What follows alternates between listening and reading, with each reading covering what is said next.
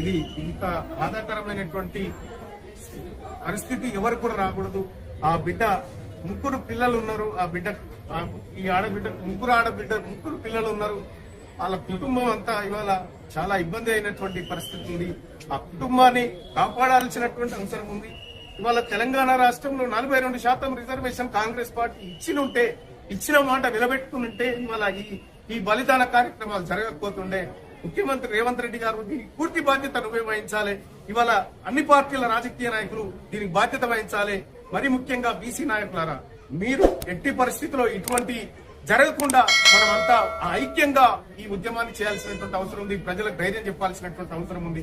ఓవైపు బీసీలకు రిజర్వేషన్ ఇస్తానని మోసం చేసినటువంటి కాంగ్రెస్ పార్టీ ఈ సాయి ఏదైతే ఆత్మహత్య చేసిండ్రో సాయి ఈశ్వర్ ఒక చారి బిడ్డ, ఒక మా బీసీ బిడ్డ, ఈ ఆత్మ బలిదానం అనేది బాధాకరం.